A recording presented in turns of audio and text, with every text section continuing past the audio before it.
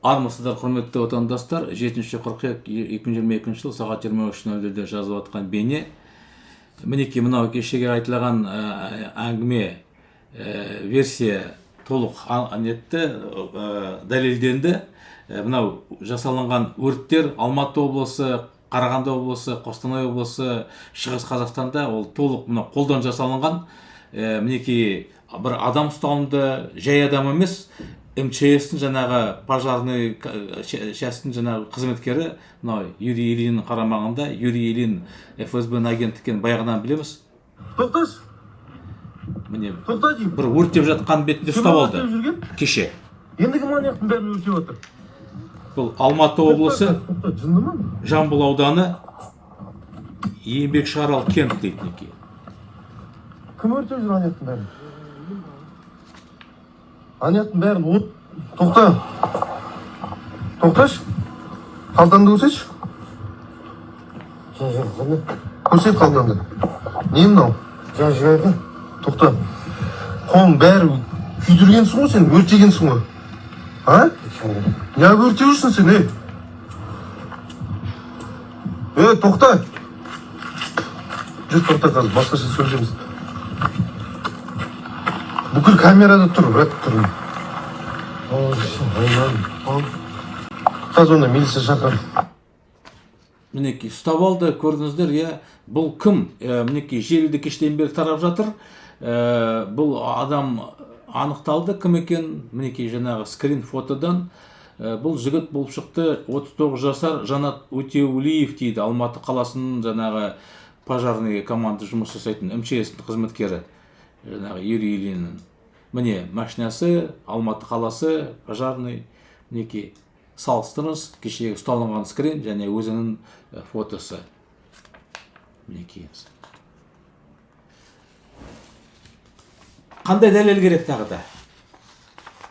Тағы да Алматыда көктебен өрт жасаған ұсталынды. Әрине полиция бұл жерде ештеңені таппайды. Бұл деген кадр мас болды, биттеп, Бұл қаңтардағы оқиға, қаңтардағы арнайы операция. Мінекей Қазақстан арнайы қызметтері аскерді, полицияны пайдаланып, шетелден орыстың әскерлерін әкеліп қырды. Бірнеше жүз ба, әлде бірнеше мың адамды ма біз білмейміз.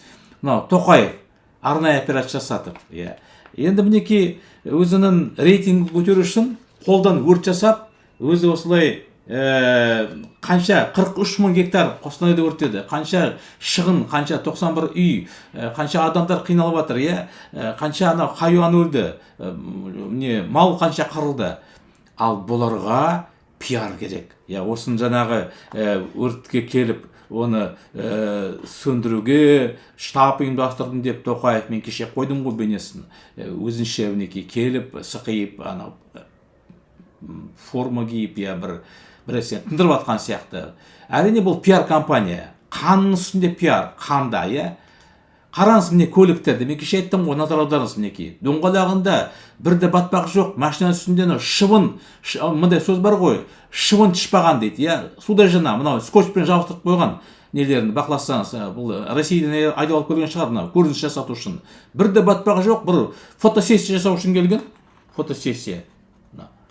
Мінекей балалармен түсіп жатыр, кезінде Сталинді солай жақсы көреді ғой. Мына негізінде Тоқаев Сталинді жақсы көретін адам. Мінекей балалармен фотоға түсіп жатыр. Жалғыз емес, мынау бас муфти Наурызбай Өтпеновті мінекей мына клоун сияқты қараңыз. Сол жерге барып, бұл негізінде екеуі бірге жүр, Мысалы, мына жылдың басында екеуі хажылыққа барды. Наурызбай, Вахабит екеуі. Сөйтіп мынандай қолдан төтенше жағдай жасатып, қанша халыққа осындай қиындық жасатып, пиар жасап жатыр мына екі жексұрындар. Тағы да айтамын, мына еліміз жаңа жылдан бастап толық Ресейдің ықпалында, Ресейдің арнайы қызметтердің, арнайы операциялардың жаңағы қазір біз зардабын шегіп жатырмыз. Мінекей қаңтардан бастап жазалау операцияны кіргізіп қырды, бірнеше жүз ба, мың ба, білмейміз де оны, Оның сыртында мінекей өртеп жатыр. Ертең Москвада сияқты болады. Мынау вахабиттер қазір бірнеше мың дайындалған әскерлер бар. Оның сыртында казактар жүр. Мынау жер біздікі деп, Бұлар қазір күзде тағы да теракт жасатады, үйді жарады. бауыздатқызады қазір, доңғанды ма, басқаны ма қазақпен арасында. Сөйтіп халықты осындай арнайы операцияларда ұстап тұрады. Бұндай биліктің не керегі бар, ағайын? Кешеше айтып жатыр, сайлау болады, сайлау мезгілсіз жасаймыз деп. Бұл спектакль ғой. Ешқандай сайлау емес. Бұл арнайы операция. Қашанда мынау Назарбаев билікте отырғанда 30 жылда бір ретте мезгілімен уақытында бірде сайлау болған жоқ, ал болған сайлау кавычка ол арнайы операция, спецоперация. Ол жерде ешқандай халық қатысып, өз мақсатына ешқандай жетпейді, бір бәсекеге түсіп дегендей. Сондықтан үнсіз немқұрайлы қалай қарап отыруға болады осыны? Шыдап қалай отыруға болады осыны? Мен түсінбеймін, халқым. Мынау кеше клоундар шығып жатыр. Мен айтып жатырмын ғана, Рысбек Сәрсенбай басталған жаңағы алаяқтар. Ешқандай саясатпен айналысқан емес, саясаткер емес. Мен бөлек бейнені қоямын. Рысбек Сәрсенбай, Хасен Қожахмет, Еркін Рақышев, басқалармен мен сұхбат жасадым ғой. Бірінші сұрақ қойдым. Кімсің, саясаткерсің ба? Жоқ, мен саясаткер емеспін дейді. Көрдіңіз ғой. Бұл жезөкшелер, саяси жезөкшелер. Сол жаңағы Рысбегім бар, Бапи, Қосанов, жаңағы барлық адамды топырлап жүрген, бұлар Назарбаевтың кезінде шыққан алаңға 25-30 жыл бұрын сол Назарбаевтың гаремінің піштірілген мына нелері, атектері сол пайдаланады Назарбаев, осындай пайдаланды Назарбаев. Енді қазір бұлар Тоқаевтың гаремінің піштірілген саяси атектер. Бұлар мына жүйеге ешқандай қауіп төндірмейді. Себебі, тағы да қайталаймын, бұлар піштірілген саяси атек, бұлар ешқандай зиян жоқ. Бұлар жүреді 1-2 жыл, үн жоқ, ештеңе жоқ, сайлаудың алдында шыға келеді бәрі. Біз саясаткерміз, біз оппозициямыз дейді да, біз осылай шешім қабылдадық дейді. Біз үміткер дейді жаңағы. Қосанов, Бапи шығарама, 2 ай жүреді шуылдап, сайлауға барып, мал қорғаттығат Қосанов сияқты, сосын жоқ болып кетеді. Саясаткер деп айтайды, адамды қайсы саясатпен айналысып жүреді. Мінекей мен 18 жылдың 16 мамырдан шықтым ба, күні түні жұмыс жасап жатырмын. Күнде болмаса бір күннен кейін бе, 2 күннен кейін кейде 4 эфир, тікелей эфир жасаған күндерім болған. Себебі мен саясаткермін. Менің мақсатым ниеттес адам команда жинап, партияны, билікті қолға алу.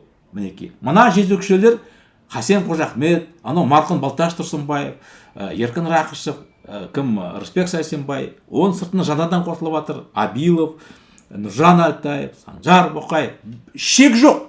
Арман Шураев, Марғұлан Сейсенбай қосылып жатыр. Мына жүйеге қызмет жасатып, спектакль ойнап жатыр. Гүлжан Ергелиева бар.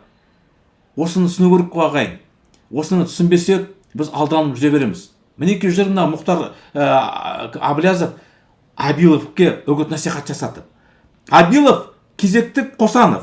Кезекті Қосанов ол коллективті. Абилов, Нұржан Әлтаев, Санжар Боқаев, Ермұрат Бапи, Рысбек Сәрсенбай, бұлар коллективный Қосанов.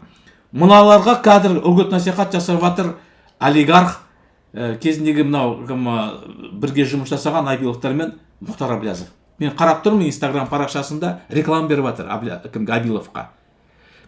30 жыл осы жаңағы мен айтқандай піштірілген кастраттар, саяси атектер 30 жыл жүр халықты алдап. Мінекей. Енді бұл жерде мен бөлек шығарам, жарайды Әблязов, ол Әблязов оппозиция өнетіп жатыр. Бірақ бұл да көптің ымыраға келген ба, мыналармен кәдір мынау Абиловты кәдімгі үгіт насихат жасатып, оны өзіне қойып, кәдімгі оны көрсеткісі келеді, мына жүйеге қарсы шыққысы келді, парламентский республикасын қалайды дейді. Парламентский республикасын не екенін оны үйге түсендердің. Парламентский республика мынау президентский істеп жатыр ғой. Америка қандай? Президентский республика. Франция қандай? Президентский республика. Украина қазір бәрінің аузында. Қандай? Президентский республика. Айырмашылық не? Билікке келетін тұлғалар, олардың бағдарламасы, идеялары, міне маңызды. Бұлар бір кішкентай бірінен алады да, мәселен, сол кәдімгідей бәрін тындырғандай, біз қазір парламентке қыламыз, болды дейді. Сосын қазақтың көсегесі көгереді, атаның басын көгереді. Мынау Абилов, Ғалымжан Жақиянов, сатқындар, кезекті Қосановтар, осыны түсініңіздер. Мынау масқара мінекей сіздердің көзінше ашкерленіп жатыр, ашылып жатыр. Арнайы операцияларда жүреміз, қашанғы жүреміз. Мына орыстардың ойыншығы болып, ФСБ бүгін осындай сценарий жасайды, ертең біреулерді бауыздатқызады, қырғыстырады, тағы да теракт жасатады Ақтөбеде сияқты. Қолдан жасалынып жатыр бәрі.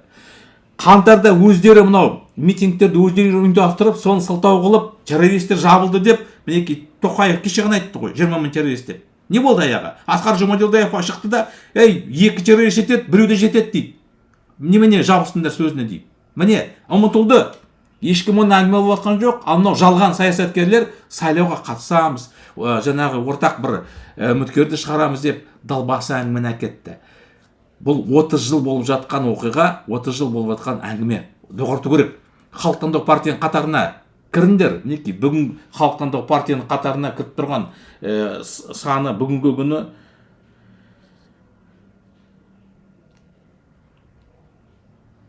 803 адам мінекей халық таңдау партияның кірген, таңдаған. Қашан 50 мың адам кіреді, сонда біз өзгеріс жасатамыз. А мынау клоундардың, жаңағы саяси атектердің арттарынан еріп, 30 жыл жүрсіндер еріп бұлардың алаяқтардың. Мынау Рысбек Сәрсенбай бұл саяси жүрекші.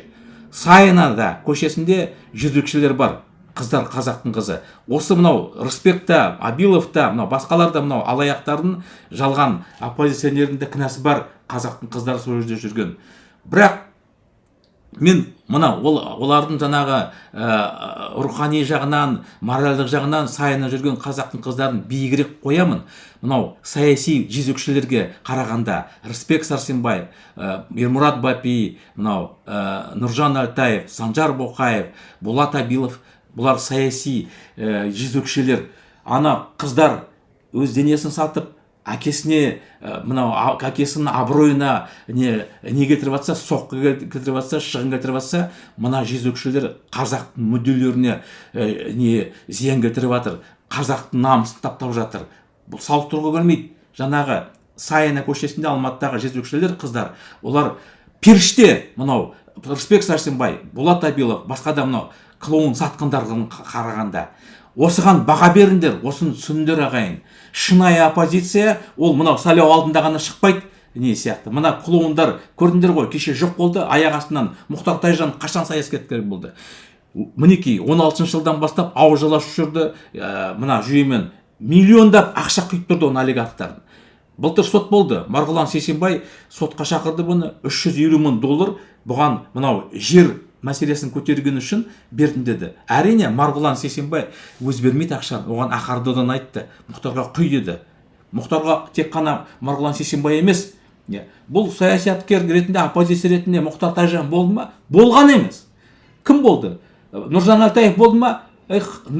Неден партиядан жаңағы Нұр Отаннан шықты да, 1-2 ай қалғанда шығатын уақытынан сына легенда жасатып, мен оппозициясын деп. Нұржан Алтаев жаңағы айтып тұрған. Санжар Боқаев та сондай. Санжар Боқаев кеше ғана Алматы қаласының ішкі саясатын басқарып жүріп, қалай ол оппозиция болады? Әрине болмайды. Басқалар да сол жаңағы Бапи, мінекей 20 жыл жүр.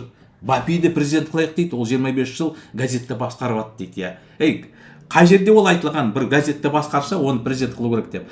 Бапи ешқашанда өмірінде шыққан жоқ, мен оппозициямын деп, менде бағдарлама бар деп, мен жүйені недем деп. Жақында ғана 1 ай бұрын сұхбат берді, Тоқаевты қолдаймын дейді. Бапидің сөзі бар, ашық. Қайдағы оппозиция? Бұл клоундар, жезөкшелер, тағы да қайталаймын. Бұл кастраттар, піштірілген саяси атектер, мына Тоқаевтың гаремін спектакль ойнап жатыр. Сондықтан жетер енді. Қашанғы бұлардың қылықтарына, осы спектакльдеріне осындай бағынып жем болып жүреміз. Халық таңдау партияның қатарына кіріңдер, мінекей сілтеме бойынша 50 мың адам жиналғаннан кейін Ақорданың алдына шығарамда біз мәселені шешеміз. Басқа жол жоқ ағайын. Күресіп қана, шынайы күрес жолына шығып, өз-өзіңді алдамай, жезөкшелердің артынан ермей, біз мақсатқа жетеміз. Мақсат бір, парламентті қолға алу керек. Парламентті алсақ, ол маңызды емес. Президент республика болсын, парламент республика болсын, біз істеткіземіз бәрін. Бағдарлама бар, түсінік бар, ішкі саясат, сыртқы саясат. Орыстың жаңағы қитұрқы саясатын тоқтатамыз, жауып тастаймыз. Соттайтын бәрін, Тоқаев, Назарбаевтың бәрін бір күнде қамаймыз. Мінекей неше 3 жыл жүр, билікте 3,5 жыл. Қаңтардан бастап неше ай өтті, 9 ай өтті. Ешқандай өзгеріс жоқ, болмайды. бұл түгілі міне көріп жатсыздар, ана орыстардың тәсілдерін арнайы операцияны кіріп білгендер істеп жатыр аңқауға жақпан. Оны тоқтататын бірақ жол бар. Халтанды партияның қатарына кіріңдер ағайын. Жаса қазақ, еркін қазақ.